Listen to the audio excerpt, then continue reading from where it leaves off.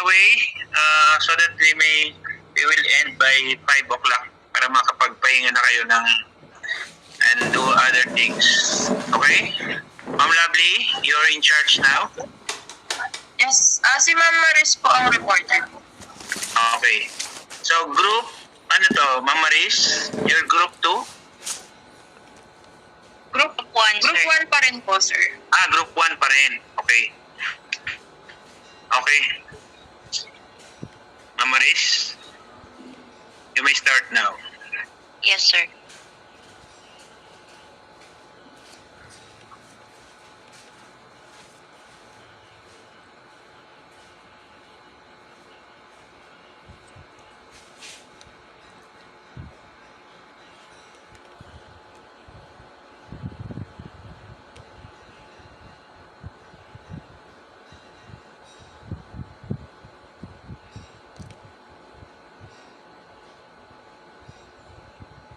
Nakamute ka, ma'am.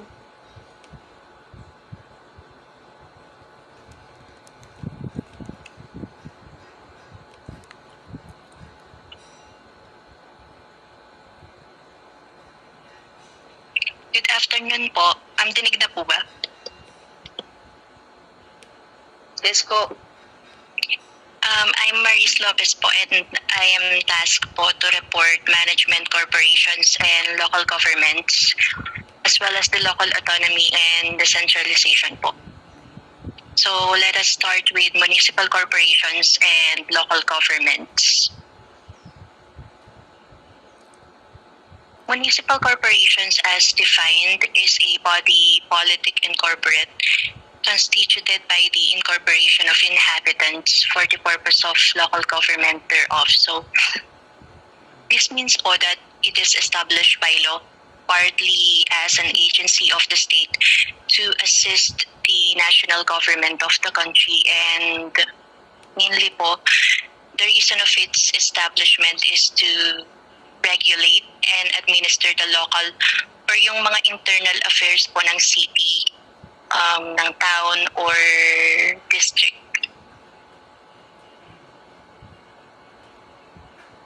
Local government refers to a political subdivision of the nation or state which is constituted by law and has substantial control of local affairs. So every local government unit created or organized under the local government code is with powers to be exercised by it in conformity with law. So it shall exercise powers as a political subdivision of the national government and also as a corporate entity representing po the inhabitants of its territory based on Section 15, political and corporate nature of local government units of the local government code.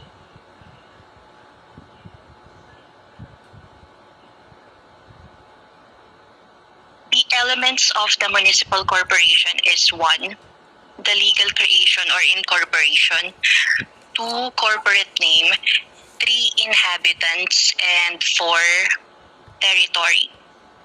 The legal creation or incorporation po is the law creating or authorizing the creation or incorporation of the municipal corporation, or the law established the LGU either by statute or ordinance po sa case ng barangays. For corporate name naman po, it is the name by which the corporation shall be known. Example is yung mga name po ng town and city. The Section 13 of the Local Government Code, that is naming of local government units and public places, streets, and structures shall apply to this element, and it will be discussed further on the next topics. Next is inhabitants. This refers to the people residing in the territory of the corporation, while territory is the landmass where the inhabitants reside, together with the internal and external waters and the airspace above the land and waters. So a A local government is not only a municipal corporation, it is also perceived as either political subdivision or a territorial subdivision po. If we talk about political subdivision, then we look at local governments as agents of the national government, and therefore they are tasked to perform certain government functions.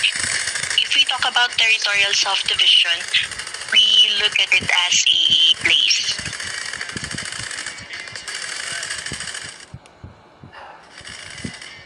Next is local autonomy and decentralization. The state's policy on local autonomy is principally stated in Section 25, Article 2, and Sections 2 and 3 of Article 10 of the 1987 Constitution, which read as,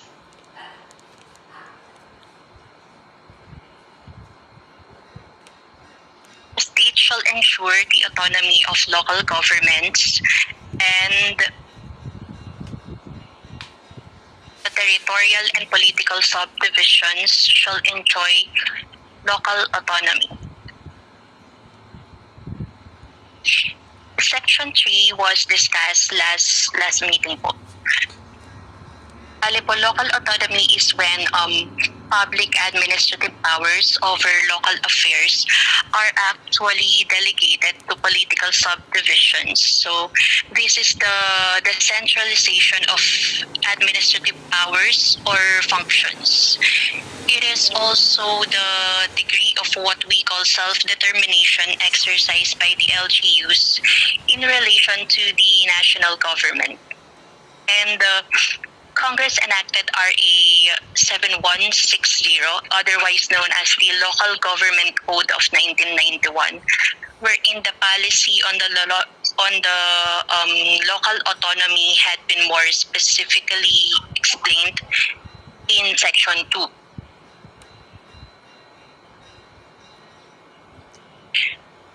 While in Section 3 po of the Local Government Code, serves as the formulation and implementation of policies and measures on local autonomy, which is guided by the following operative principles.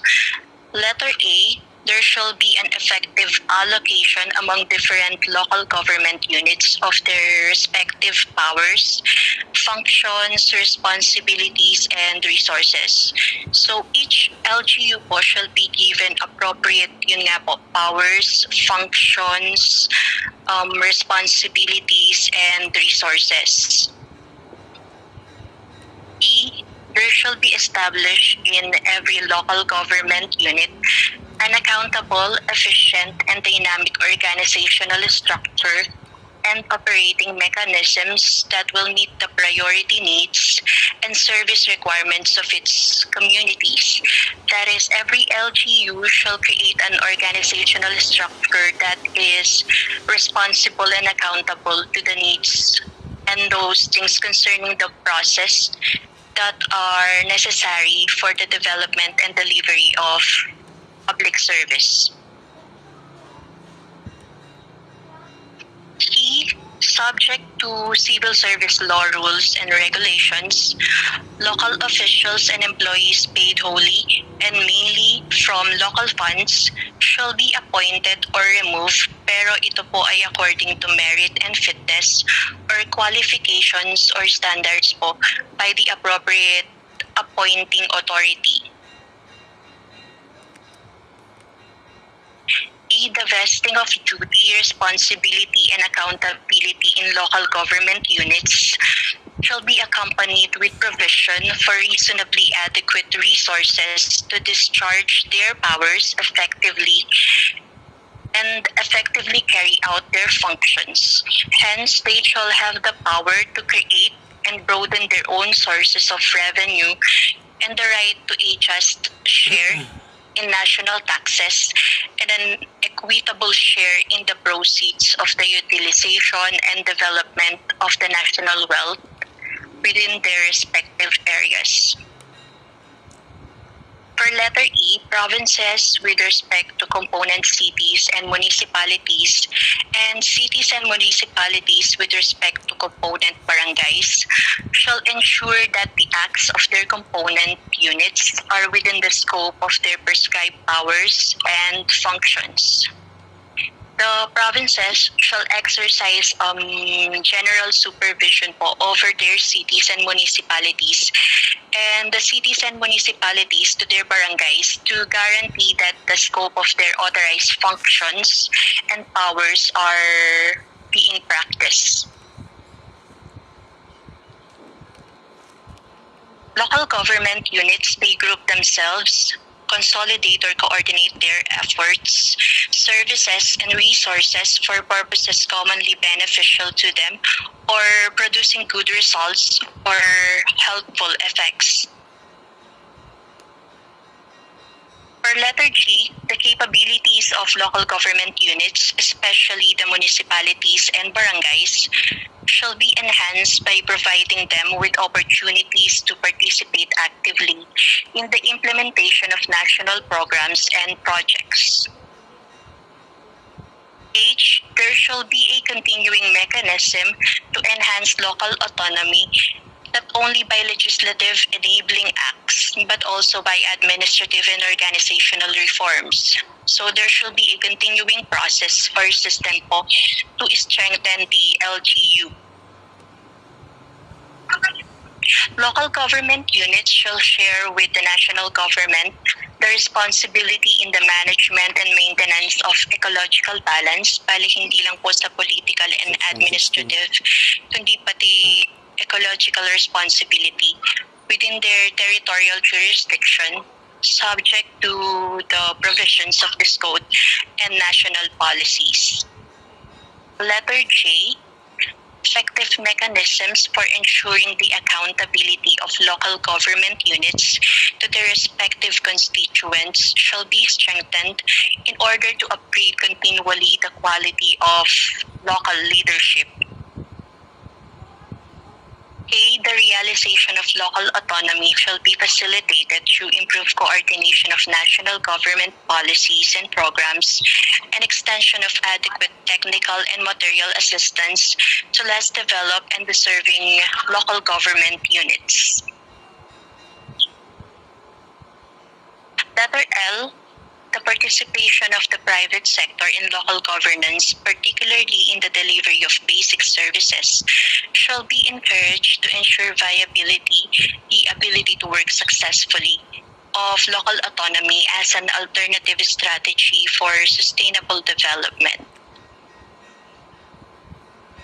And M, the national government shall ensure that decentralization contributes to the continuing improvement of the performance of local government units and the quality of the community life.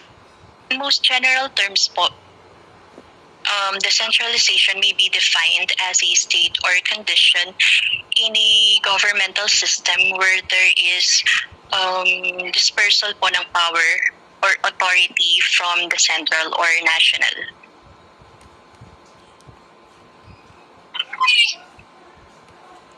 Four major types of decentralization. These are the types of decentralization according to the classifications made in United Nations Development Program and World Bank articles. These are political, administrative, fiscal, and economic or market decentralization. So, political decentralization po is the transfer of authority to a subnational body. So, the formulation and implementation of policies are made more participatory po through the involvement of more stakeholders because they are empowered to make decisions related to what affects them.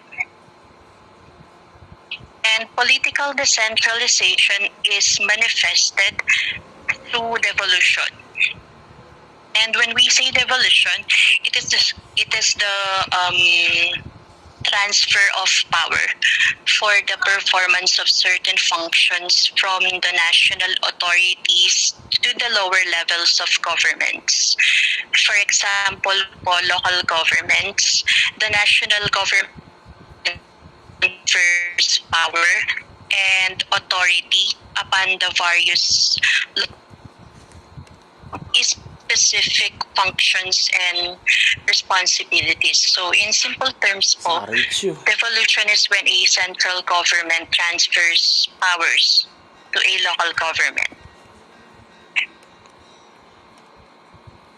Administrative decentralization naman po may redistribution of authority and responsibility for the planning,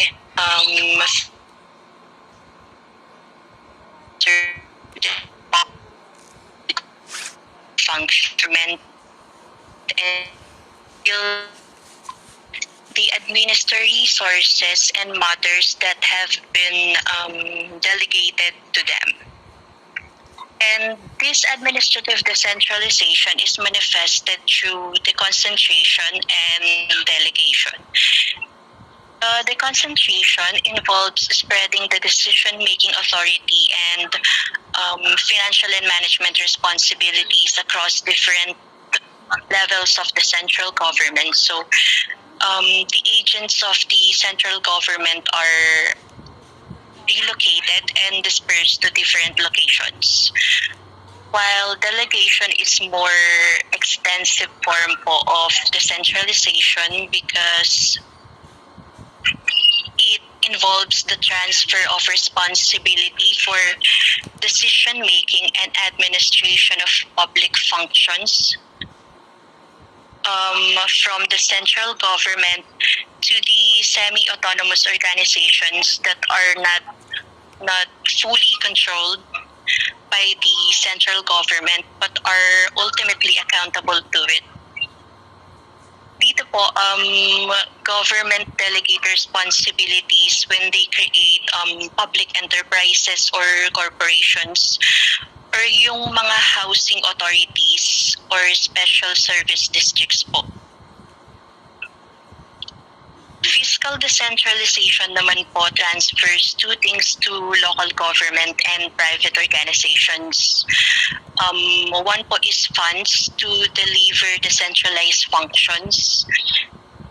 Two is revenue generating power and authority to decide on the expenditures. Local governments po are given the power to raise and retain financial resources to fulfill their responsibilities. While in economic or market decentralization, ito po yung passing over to the private sector of the functions that are actually exclusively performed by the government. It is manifested through privatization and deregulation.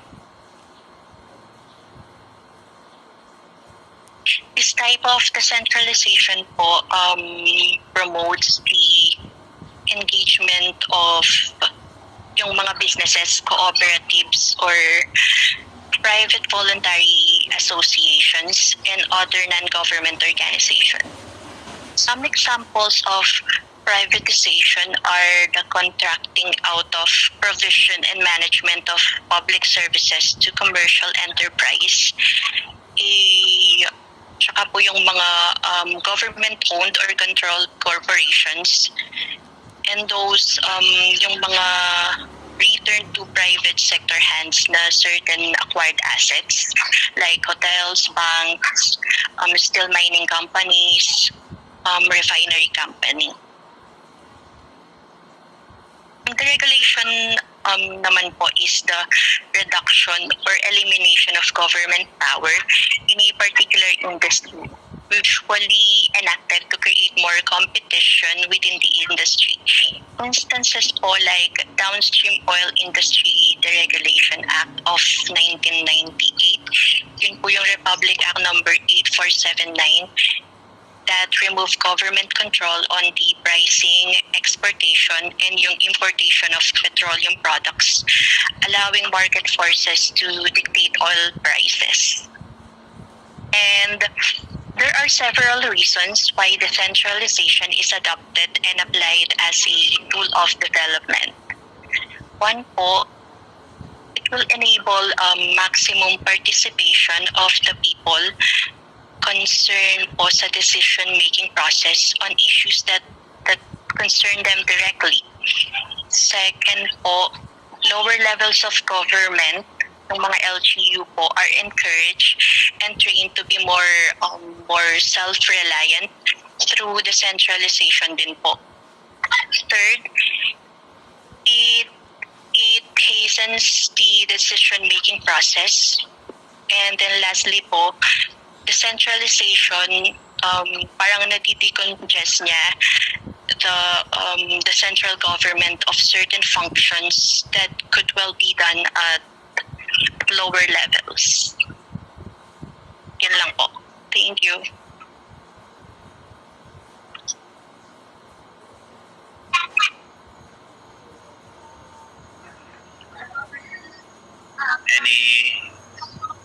Any questions, reactions from Marie's report?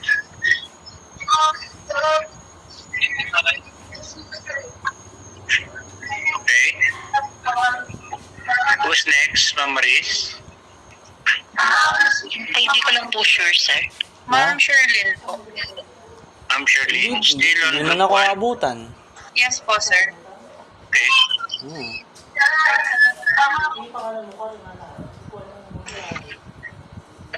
Hello po, naririnig po ako. Yes, ma'am. Yes. My topic is the local government concept and basic policies underlying the local government code. I will discuss the de jure and de facto local governance, public and proprietary Di nature ko of kaya local government. Mas gusto ko nga yung ganun eh. De jure means Latin from the word from the law. It is a legal concept that refers to what happened according to the law. De facto means from the fact. It refers to what happened in the practice, in reality. Sorry sir, excuse lang po, medyo nawala yung PowerPoint ko. De facto means from the fact, refers to what happened in practice or in reality. Meron pa ako ditong two comparison with theory. De facto means mentioned earlier. Number two, de facto is temporary. It is not permanent like de jure. It is temporary provisional recognition which can be withdrawn. One jure, which is legal recognition, is a permanent recognition withdrawn. Example po dito yung pagdating sa de facto, yung mga pagkalibin, hindi siya legal. Except sa de jure, yun yung mga married couple. The recognition that is conferred by de facto is based on factual situation and is not a process of law. While the de jure is a recognition given after due process of law. Ito po yung mga kagaya dito sa de facto, ito yung nangyari before dun kay yung kay Marcos, 'di ba, nung napatalsik siya, umupo si Cory. While dun dito po sa de jure, ito po yung mga elected president. Kasi ito yung nababase dun sa batas. De facto, it is the state succession rules do not apply. While the de jure, it is the rules of state succession that apply. Kasi nga po dahil nga siya nasa batas siya. De facto government cannot recover a asset or a public debt. While in de jure government can recover state asset or the public debt. Membership to the United Nations is not possible even if there is de facto recognition by the majority of the state. While in de jure, a state can can get United Nations membership if the majority of nations bestow the jury recognition. Nature of LGU. Ours is a still unitary form of government and not a federal state, which is single power lang kasi siya. LGU are territorial and political subdivision. Government have the power to delegate kasi dito hindi pwedeng i-delegate yung power sa ibang elected member, which is isa lang yung may power sa atin. LGU are under the control and supervision of the DILG. Not impenetrable state under general supervision of the President and may be held accountable.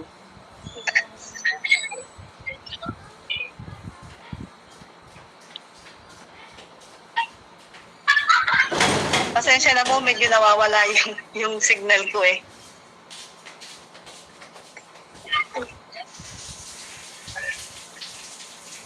Sorry sir, medyo nawawala po kasi yung signal ko.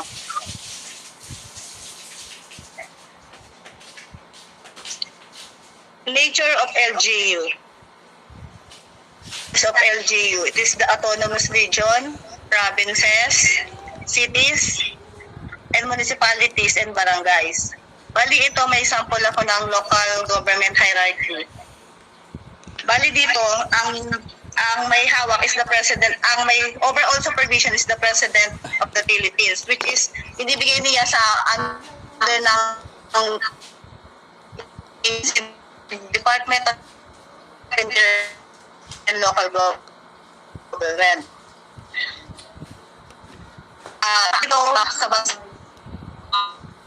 ito siya ng mga provinces and independent cities. Sa kabila naman, hindi yung iba kasi diretso provinces like kunwari Pampanga, Bataan. Yung independent cities naman, ito yung may mga sariling, yung mga highly urbanized cities. Gaya nung yung sa Iloilo, kumbaga hindi na sila nag-elect ng mga governor nila. Under provinces, andito yung mga component cities. Pero under pa rin siya ng provinces. Gaya nung sa amin dito sa Bataan, Balanga. Bumuboto pa rin kami ng, president ka ng Balanga, bumuboto pa rin sila ng mga governor. And pagdating dito naman sa municipalities, under niya yung mga barangays. Which is meron din siyang under doon sa mga, yung mga mga sityo kung tawagin natin.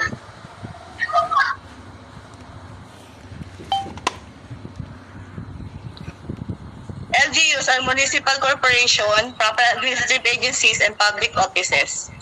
LGU dual capacities, governmental, public, and proprietary private. Ito yung gaya ng sinabi ni Sir dati na doon sa PPP, sa private, public-private partnership gaya nung ginagawa sa mga expressway. Dual agency, LGUs as agent of the state and people. Sources of power. It is the Constitution, law, and charter, which is, ibig sabihin, nasa batas talaga siya.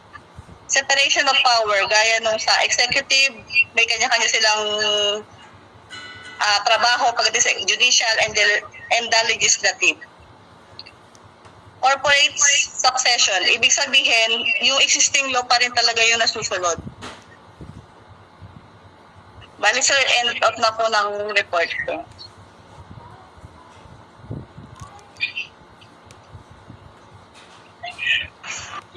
Okay. So, that ends group 1? Yes, Or meron pa? Tapos na po ang group 1. Okay. So, any question for group 1's report? Sir, meron ba po pala si Ma'am Erona po? Okay. Sige. Baddest do it the best.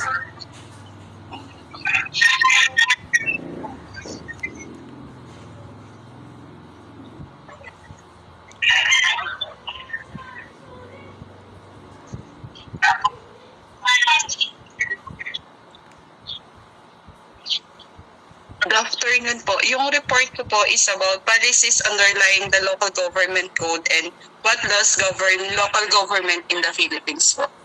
Next slide po.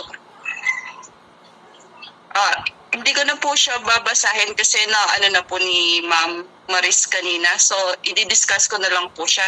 So, dito po sa unang slide po is, ito yung process ng devolution po. Ito yung process of devolution is the transfer of power and funding from national to local government unit po. Kasi mas alam ng mga LGU yung mga pangangailangan ng kanilang constituents or citizen po. Next po.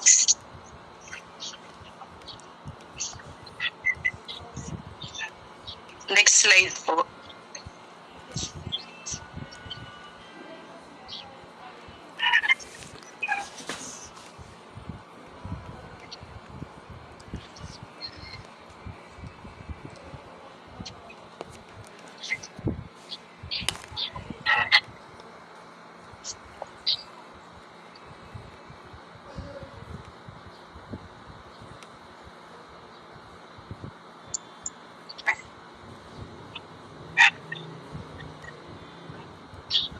Ma'am Erica, next slide po.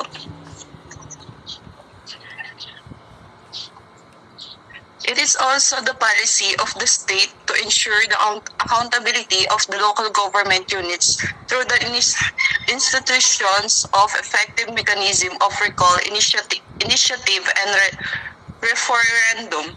Ito po yung parang responsibility na ng local government unit, yung mga projects or sila po yung nagtitake charge sa mga projects na ginagawa po nila. Tapos yung number 3 po, ito na yung sa analyzing the community's needs po. Next slide po. As Spain sought to expand its dominion over northern Luzon, the Igorots, known as the Mountain People, remained steadfast in their isolation. In 1601, a holy crusade was launched by Spain, aiming to Christianize the Igorots and gain control of the gold-rich mountains of the Cordilleras. The Igorot warriors faced the well-equipped crusaders on the battlefield, with bamboo lances and wooden shields in hand. Amidst the chaos, the Igorots showcased What their laws govern the local government Philippines po? Local Government Code of 1991. So ito po yung na-discuss po nung first natin po face-to-face. So hindi ko na po siya di-discuss. Second slide po. Defending their way of life with every ounce of their being. It was a clash of cultures where the Republic indigenous Act of traditions number collided with the ambitions 5185, an act granting autonomous power to local government, or the Decentralization Act 1967, September 12, 1967. The policy specifically empowers the local government to conduct agriculture extension when additional powers and functions for undertaking field agricultural extension work deemed necessary by the provincial and municipal board of city council to assist supplements existing national program services. Next po. Republic Act 11315, an act establishing a community-based monitoring system and appropriating funds, signed in the law on 17 April 2019 by the President Rodrigo Roa Duterte. The law involves the Philippine adoption of the community-based monitoring system, which generates updated disaggregated data necessary in targeting beneficiaries, conducting more comprehensive poverty analysis, need prioritization, designing appropriate policies and intentions, and monitoring impact of overtime. Yun lang po yung report ko po, sir.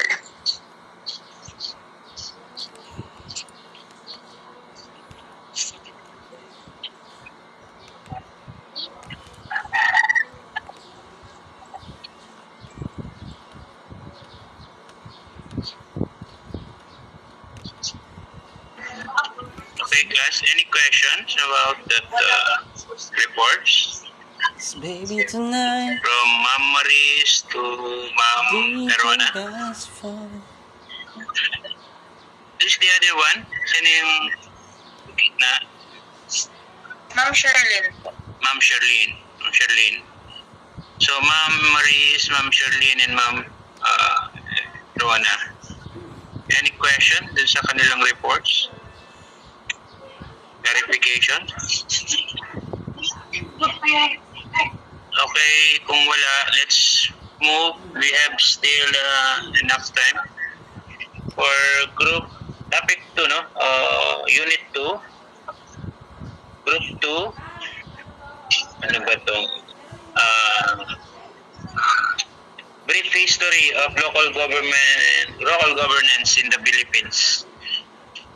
Is group 2 ready? Sir Eugenia po. Eugenio. Ready daw po, sir. Okay. Ready na po. Sige, sir. Go ahead. You may start.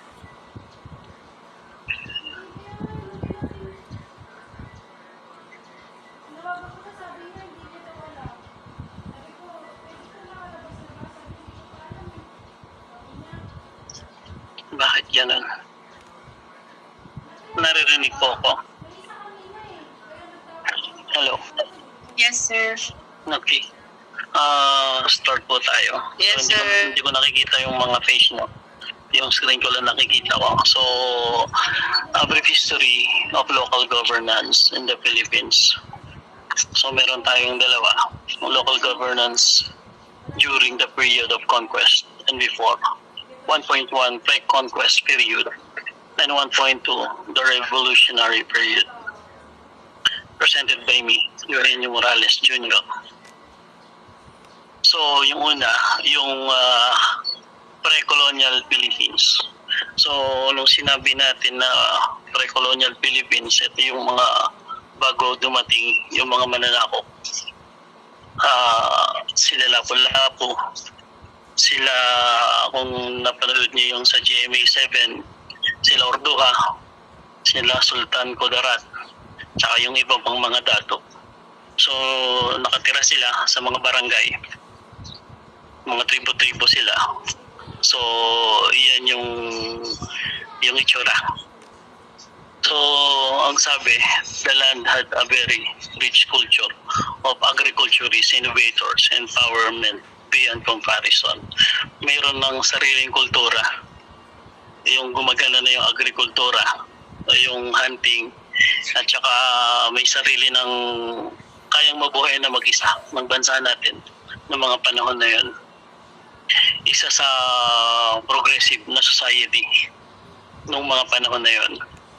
So, meron na tayo 134 ethnic group at 135 languages sa iba't ibang lugar ng ating bansa. So, nung panahon na yon, sinasabi na yung mga babae ay equal din sa lalaki pagdating sa hierarchy. So, pwede silang maging top ng barangay o ng balangay, o pwede silang maging dato o sultan. Sa social naman, ginagalang ang mga babae. Hindi sila, walang racial discrimination o walang gender inequality. So, uso yung GAD noon, gender and development. Pagdating sa leadership, yung mga babae, pwede rin silang maging leader. Nagti-team building. Team building And din na kaya ng mga professionalism, babae. kahit anong gusto nilang profession, so pwede rin sila. So ginagalang ang mga babae noon, mga lalaki, naglalakad sa likod ng mga babae bilang paggalang. Karapatan din ng mga babae na magbigay ng pangalan sa kanilang mga anak na talagang kahanga-hanga ang mga babae noon. Ganun yung ibinibigay na respeto sa mga babae nung mga panahon na yun. And then, pagdating naman sa foreign relation, ang naging trading partners natin noon, mga Arabs, Chinese, Indians, yung honesty ng mga Pilipino pagdating sa trade, yun yung nagpabilib sa mga trading partners natin. Kasi, minsan, ang trading kasi noon yung tinatawag na barter system pa. So, product by product, kapag merong saging si Pilipino, papalitan ng pateri ni Chinese, or kapag merong fruits and vegetables si Filipino, papalitan naman ng product ni Arab, so oil or whatever. So, minsan yung mga products na tinrade, naiiwan lang sa mga seashore, so ikikip ni Filipino. Pagbalik ni Arab o ni Chinese o ni Indian, hindi nabalik sa kanila yung mga product nila na naiiwan nang walang kulang. So talagang yun yung nag-improve ng trade relation ng mga Filipinos at saka yung mga foreign. And then pagdating mo sa profession, meron na tayo mga profession noon, self-sustain pagdating sa pagkain kasi marunong tayo mag-hunting, marunong tayo magtanim, tapos yung mga iba pang profession, so nagmamining na rin tayo, nagdadagat tayo, gumagawa tayo ng mga weapon, textile, farming, and pottery pala. So yung mga foreigner, nagsettle sila sa Pilipinas dahil sa skill set ng mga Filipino, friendly yung mga Filipino, at saka honest yung lifestyle. So, pagdating naman sa religion, dahil iba't ibang mga foreigner yung pumupunta sa atin, na-blend tayo sa kanila. Pero ang main religion ng mga ancestor natin, yung tinatawag na animism. So, sumasamba sila sa mga ancestors. Yung iba pang religion ay yung Islam, nanggaling sa mga Muslim, Hinduism, galing sa Indians, at Buddhism, galing din sa Indians. Yun ay, it is evident that the ancient Filipinos has a rich culture, well-endowed intellect, with high level of professionalism and skill. Then, dumating na yung mga Spain, mga Spaniards, at na-colonize na tayo. Nung na-colonize na tayo, ito na yung mga panahon ni Jose Rizal. Ito yung panahon ng Noli Me Tangere at saka El Filibusterismo. So, ganun yung naging settings na ng ating LGU. So, ang sabi dito, na-under tayo ng Spain sa loob ng 333 years from 1565 to 1898. Dahil yung Spain ay malayo sa Philippines. So, yung Viceroy ng Mexico ang naging head ng Philippines. So, nag-establish sila ng central government. Yung dating mga barangay ng ating mga ancestor, nawala na yon. So, naging one government na lang ang Pilipinas. At isinunod dito sa pangalan ni King Philip. Kaya ito tinawag na Pilipinas. And then, yun nga, dahil nagkaroon na tayo ng one government, yun yung tinatawag na national government at saka local government na nahati naman sa mga probinsya, city, towns, and municipalities. Ang main function ng national government ay maintain yung peace and order, magkolekta ng tax, mag-build ng mga schools and other public works. So, ito na yung organization. Makikita natin dito yung kung paano nabalangkas yung LGU nung panahon ng Spain ang under tayo ng Spain. So, ang pinakamataas is yung king ng Spain na nasa Spanya, and then colonial government, yung LGU na nahahati sa dalawa, isang executive branch tsaka isang judicial branch. So yung executive branch ay ang nakaupo doon is Governor General, which is equivalent to the President natin ngayon. And then yung judicial branch, yun yung Royal Audiencia, Residencia, lower courts, mga bisita. Hindi naman yung mga nagsusupervise. So, Si Governor General, siya yung pinakamataas na opisyal ang nag-check ng trabaho niya, si Judicial Branch. Parang So kapag DLG masyado na siyang malupit, nire-report siya ni Judicial Branch. Kaya napapalitan itong mga Governor General na to. So, under naman, meron naman tayong national, may local naman tayo, nahati naman sa tatlo. Provincial government at saka city government. Yung provincial government, ito yung mga towns, barrios na kontrolado na ng Spain. So, ang nangunguna doon, ang nakaupo ay yung alcalde mayor. Ito naman yung mga katumbas natin ngayon is governor.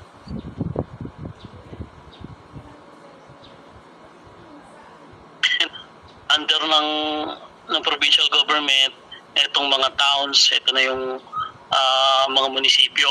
So, Gobernador Torcillos ang nakaupo noon, equivalent noon dito sa atin ngayon is mayor. And then mga barrios, yung mga barangay natin. Kabesa de barangay, equivalent niya is yung barangay chairman natin. And then meron naman dito yung municipal government na corregimiento o yung corregidor. Ito yung mga town na may mga resistance. Hindi pa complete under ng Spain.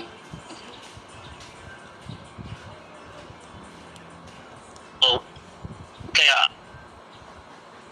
corregidor ang tawag sa kanya. Under pa rin siya ng maraming mga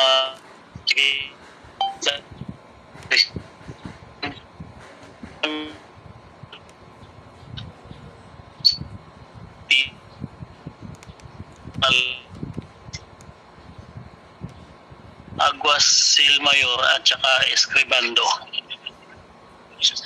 At kung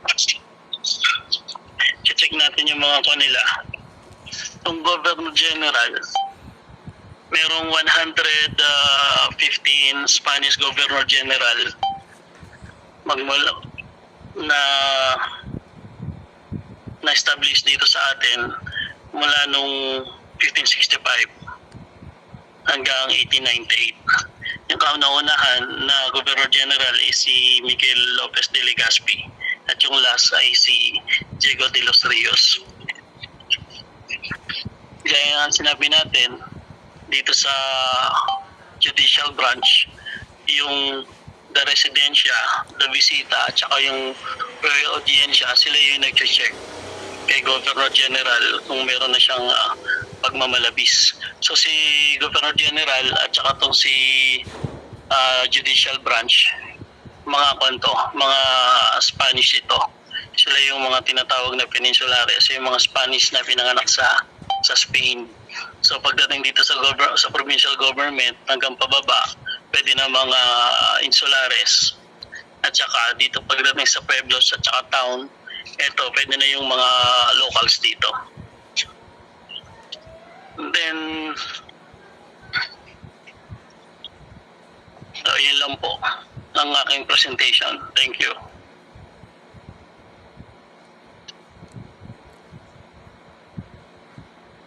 Thank you, Sir Eugenio. Thank you, sir. Any question, class?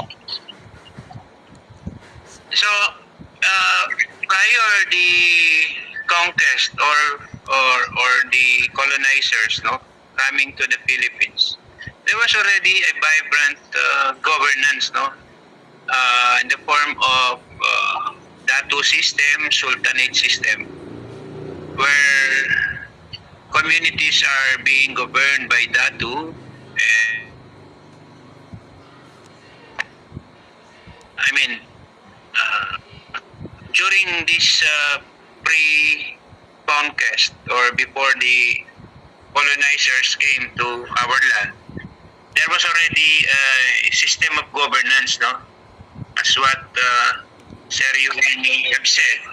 Meron na tayong mga Datu system, Sultanate system, and all this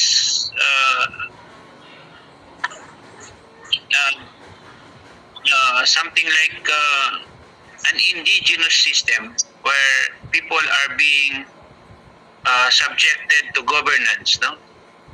And it applies to a kind of governance that basically deliver the services to the subjugates, or I mean to the people, no? It was only when the colonizers came, which is the subject of the next report probably, no?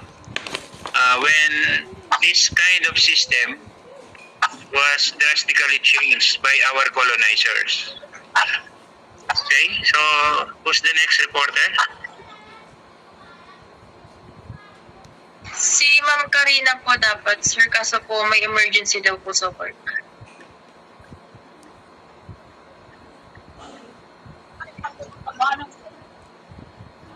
Nakamute po kayo, sir. So Ma'am Karina is out, absent. Excuse po, sir, may emergency daw po sa work. Okay, so shall we proceed with the next one? Or shall we stop here and wait for Ma'am Karina to start again so that there is a continuity of this subject? Stop na po muna, sir. Okay. So anyway, it's already 5 minutes before 5, no? And I know very tired na rin kayo for this day. Okay, let's call it a day so that you can do other things. So, class dismissed unless you have questions, clarification. Wala? Sir, si Ma'am Jorilyn po pala nag-drop out na po. Yung isang reporter po ng Group 3. Oo. So, somebody must take over that topic, no? Yes po. Anong dahilan niya? Bakit nag-drop? Health condition daw po, sir. Health issues po. Okay. It's just too sad for that.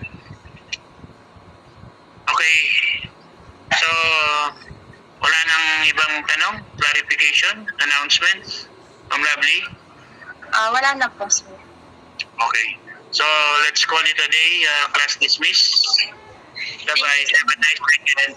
Thank you, sir. Thank you, sir. Thank you, sir. Thank you, sir. Thank you, sir. Thank you po.